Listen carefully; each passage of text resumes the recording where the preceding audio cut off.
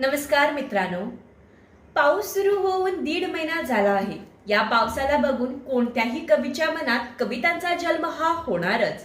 मी पण 1-2 कविता लिहिल्या आहेत. जसं तुम्हाला ठाऊक आहे, मी कोकणीत कविता लिहिते, पण त्याचबरोबर मी वेगवेगळ्या कवीच्या कविता पण वाचते. तेव्हा कवी नलेश पाटील यांची झाला बेभान पाऊस ही कविता माझ्या वाचनात आली. जेव्हापासून मी ही कविता वाचली आहे तेव्हापासून ही कविता मी कुठेतरी सादर करायला हवी अशी तीव्र इच्छा मनात होत होती, म्हणून आज मी हा व्हिडिओ बनवला.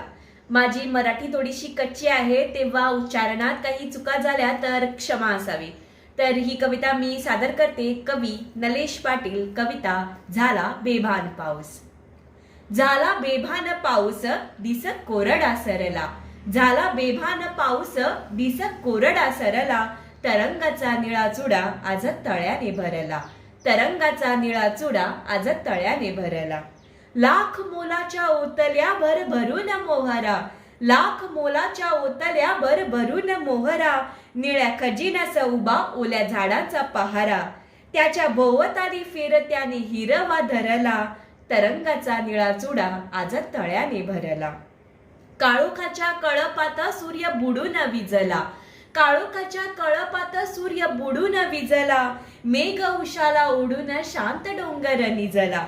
राणी कालवित धुके वारा माखत फिरला.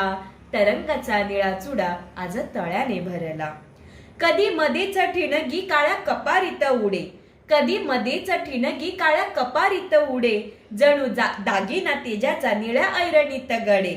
असा लयीत उजेड कुणी आकाशी कोरला. तरंगाचा निळा चुडा आज तळ्याने भरला.